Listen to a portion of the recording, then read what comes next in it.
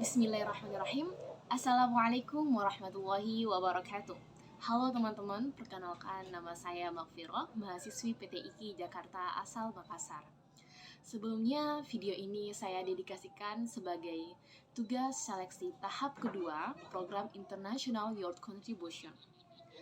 Pertama-tama, saya ingin membahas sedikit tentang SDGs. Walaupun SDGs ini sudah disahkan sejak tahun 2015 dan sudah mulai dijalankan pada tahun 2016. Tapi saya yakin masih banyak dari kita yang belum paham, masih banyak dari kita yang belum tahu dan belum mengerti terkait dengan SDGs ini. Nah, jadi teman-teman, SDGs ini singkatan dari Sustainable Development Goals, yaitu kalau di Indonesia kan artinya tujuan pembangunan berkelanjutan. Sejarah SDGs ini tidak lepas dari yang namanya Millennium Development Goals yang sebenarnya sudah resmi berakhir pada Desember 2015 silam. Berakhirnya SDGs ini kemudian menjadi awal bagi negara-negara di dunia untuk merumuskan kembali platform baru untuk melanjutkan cita-cita mulia. Pada tanggal 2 Agustus 2015, diadakan pertemuan di markas PBB New York yang dihadiri oleh sekitar 193 negara anggota PBB. Dan tanggal 25-27 September 2015, mereka kembali mengadakan pertemuan dengan subtema yang berbeda tetapi tujuan yang tetap sama. Setelah melakukan pertemuan beberapa kali, akhirnya mereka berhasil mengesahkan dokumen yang diberi nama Sustainable Development Goals atau disingkat dengan SDGs, yang di dalamnya termuat 17 tujuan untuk menjadikan kehidupan manusia menjadi lebih baik lagi. Dan yang perlu teman-teman tahu bahwa SDGs ini merupakan rencana aksi global 15 tahun ke depan. Jadi mulai dilaksanakan pada tahun 2016 dan titik puncaknya insya Allah pada tahun 2030. Dan tujuannya untuk seluruh negara di dunia. Karena SDGs ini bersifat universal, integrasi, dan inklusif. Untuk meyakinkan bahwa tidak ada satupun yang tertinggal, semua negara di dunia tanpa terkecuali, mau itu negara berkembang, mau negara maju, mereka sama-sama memiliki kewajiban moral untuk membantu mencapai tujuan dan target yang sudah ditetapkan dalam Sustainable Development Goals. 17 tujuan yang termasuk di dalam Sustainable Development Goals itu antara lain ialah tanpa kemiskinan, tanpa kelaparan, kehidupan yang sehat dan sejahtera, pendidikan yang berkualitas, kesetaraan gender, air bersih dan sanitasi yang layak, energi bersih dan terjangkau, pekerjaan dan pertumbuhan ekonomi, industri, inovasi dan infrastruktur, berkurangnya kesenjangan, kota dan komunitas berkelanjutan, konsumsi dan produksi yang bertanggung jawab, penanganan perubahan iklim, ekosistem laut, ekosistem daratan, perdamaian, keadilan, dan kelembagaan yang tangguh, serta kemitraan yang digunakan untuk mencapai tujuan.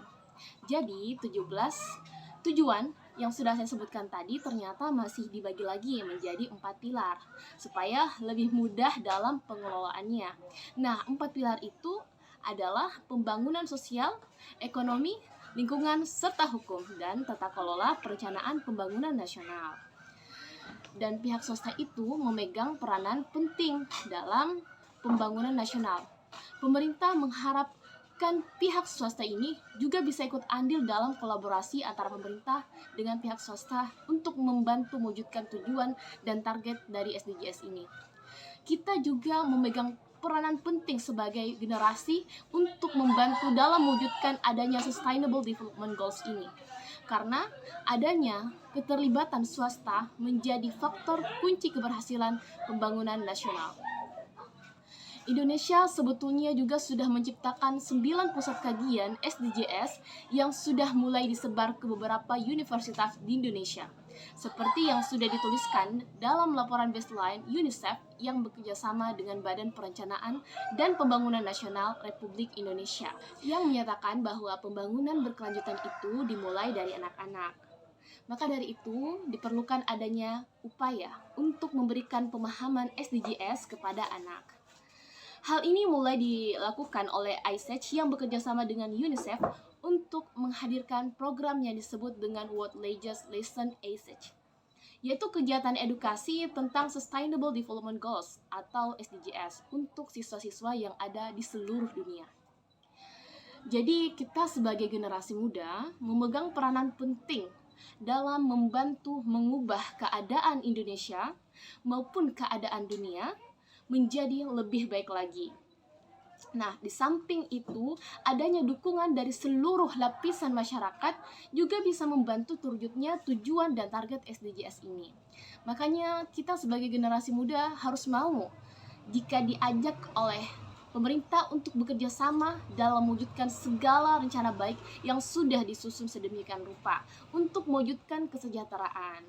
Karena SDGs ini bukan hanya tugas pemerintah, bukan hanya tujuan pemerintah, tapi tugas dan tujuan kita bersama. Oke, baiklah, inilah sedikit pembahasan tentang SDGs. Semoga dari penjelasan saya tadi dapat membantu teman-teman untuk mengenal SDGs ini. Baiklah, adapun pembahasan selanjutnya yang akan saya bahas adalah tentang pendidikan di Indonesia yang belum merata. Kita tentunya tahu bahwa negara kita merupakan negara yang sangat luas, yang memiliki banyak pulau, di mana wilayah laut luasnya melebihi wilayah daratannya, sehingga pemerataan pendidikan belum bisa dijangkau secara keseluruhan. Dan adapun faktor selanjutnya adalah jarak sekolah yang cukup jauh. Masih banyak anak-anak yang harus berjalan berkilo-kilometer menyeberangi sungai untuk sampai ke sekolah. Hal itu tentunya disebabkan oleh akses jalan yang belum mumpuni ataupun kendaraan yang belum ada. Dan kalaupun akses transportasi sudah mumpuni, akan tetapi biaya transportasi itu cukup tinggi. Apabila dikalikan setiap harinya, maka dalam sebulan nominal biaya untuk transportasi juga sangat besar. Maka dari itu, tak sedikit dari orang tua yang terpaksa harus memberhentikan anaknya sekolah disebabkan oleh transportasi sekolah yang mahal. Oke, adapun faktor selanjutnya adalah kurangnya motivasi dari anak itu sendiri. Belum ada kesadaran akan pentingnya tujuan untuk sekolah. Ya, karena anak-anak pikirannya adalah main, dan belajar itu adalah hal yang sangat membosankan. Nah, itulah yang menyebabkan kurangnya motivasi. Apatah lagi jika anak tersebut merupakan anak yang berasal dari keluarga yang kurang mampu. Nah, ditambah lagi tersebarnya mindset bahwa buat apa habisin uang buat sekolah, untuk apa capek-capek habisin keluarin uang untuk sekolah jika di usia kecil saja sudah bisa menghasilkan uang. Nah, sehingga banyak sekali anak-anak yang memilih untuk putus sekolah untuk membantu orang tuanya bekerja, seperti jualan koran, tisu, mengamen, dan lain-lain. Itulah tadi sedikit pembahasan tentang pendidikan Indonesia yang belum merata berdasarkan yang terjadi di lingkungan saya. Oke, baiklah. Selanjutnya saya akan membahas tentang pendidikan dalam Islam. Pendidikan merupakan hal yang sangat besar dan panjang, karena kita berbicara tentang profil Nabi kita Muhammad SAW. Sebagaimana dari sabda beliau, "Ana bimanzilatil walid u'allimukum." Aku ini seperti ayah kalian, aku mengajar dan mendidik kalian. Nah, adapun hal yang harus kita perhatikan terlebih dahulu ketika berbicara tentang pendidikan adalah tujuan. Karena tujuanlah yang menentukan segalanya. Semua sangat dipengaruhi oleh tujuan. Tujuanlah yang mempengaruhi rekrutmen guru. Tujuanlah yang mempengaruhi seleksi anak ketika masuk ke sekolah. Tujuanlah yang membuat kita memilih di mana sekolah yang akan kita pilih. Tujuanlah yang mempengaruhi kurikulum. Tujuanlah yang mempengaruhi pelajaran.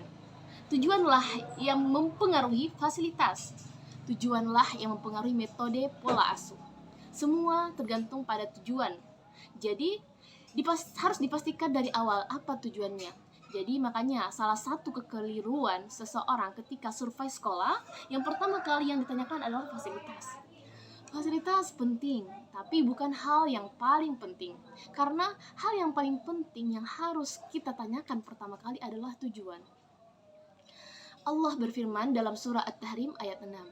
Ku anfusakum wa ahlikum nara. Jagalah diri kalian dan anak-anak kalian dari api neraka.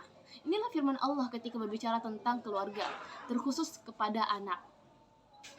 Dari sinilah lahir latar belakang tujuan pendidikan, yaitu untuk menjauhkan dan menjaga anak kita dari api neraka dan masuk ke dalam surga.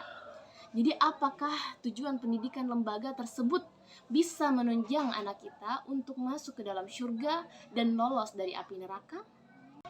Itulah hal yang harus kita perhatikan, yang harus kita pastikan ketika hendak memilih tempat pendidikan untuk anak. Adapun ciri sekolah yang baik, yaitu sekolah yang mengundang orang tua muridnya dalam program mendidik anak. Hal ini bertujuan agar pola didikan guru di sekolah sama dengan pola didikan orang tua di rumah. Karena pendidik utama adalah orang tua, adapun guru di sekolah hanya pendukung. Jadi perlu adanya komunikasi yang terjalin baik antara guru dan orang tua. Karena betapa banyak hal yang bertolak belakang dari pola asuh antara guru dan orang tua, sehingga mengakibatkan anak tersebut bingung. Kritikan dari pakar pendidikan terhadap kurikulum di Indonesia adalah pelajaran yang terlalu banyak, terlalu bias, gak fokus. Padahal sebenarnya gak harus kita kuasai semuanya, cukup satu bidang saja. Namun yang terjadi saat ini adalah anak sekolah dicecer dengan semuanya. Guru biologi kasih PR, guru matematika kasih PR, guru fisika kasih PR, guru geografi kasih PR, yang nantinya belum tentu kepake. Jangankan kita, para pakar saja banyak yang bangkrut karena apa yang mereka geluti dulunya itu kadaluarsa oleh perkembangan zaman yang semakin maju dan semakin canggih. Itulah banyak orang yang pekerjaannya saat ini berbeda dengan bidang yang digeluti di sekolah dulunya. Dunia pilih salah satu bidang saja untuk digeluti hingga jadi profesional. Dunia sekarang ini berbicara tentang spesialisasi, yang jika semakin tinggi maka semakin efektif kita berbicara, dan itu konsep Nabi kita Muhammad SAW. Kalau kita ingin membangun sebuah bangunan, yang harus kita lakukan adalah membuat fondasi. Begitupun dalam dunia pendidikan. Dalam dunia pendidikan, fondasinya adalah keimanan, tauhid, akidah, akhlak, adab, attitude. Inilah yang sebenarnya yang harus difokuskan sebelum ilmu-ilmu secara teori. Tapi masalahnya yang terjadi sekarang saat ini adalah kita dijauhkan oleh agama kita dengan program yang sangat banyak. Dan pada akhirnya belum tentu terpakai karena kadaluarsa. Tapi pondasi iman tidak ada kadaluarsanya. Itu akan kepake seumur hidup. Karena jika pondasi imannya kuat, maka sebesar apapun ujian yang datang, masalah yang datang, dia selalu mengimani bahwa apa yang ditakdirkan Allah tidak akan meleset. Dan selalu mengingat ayat bahwa وَمَنْ يَتَّقِ اللَّهَ يَجْعَلْ لَهُ مَخْرَجًا وَيَرْزُقْهُ مِنْ حَيْثُ لَا يَحْتَسِبُ وَمَنْ يَتَوَكَّلْ عَلَى اللَّهِ فَهُوَ حَسْبُهُ إِنَّ اللَّهَ بَالِغُ أَمْرِهِ قَدْ جَعَلَ اللَّهُ لِكُلِّ شَيْءٍ قَدِيرًا. Inilah senjata umat muslim yang membuat mereka bisa menyelesaikan semua problematika yang terjadi di dalam kehidupan. Inilah tujuan dari pendidikan, yaitu selamat dunia dan akhirat. Mungkin cukup sekian yang bisa saya sampaikan. Semoga bermanfaat bagi kita semua, terkhusus kepada pemuda-pemudi generasi gemilang Indonesia. Baiklah, wabillahi taufiq wal hidayah. Wassalamualaikum warahmatullahi wabarakatuh.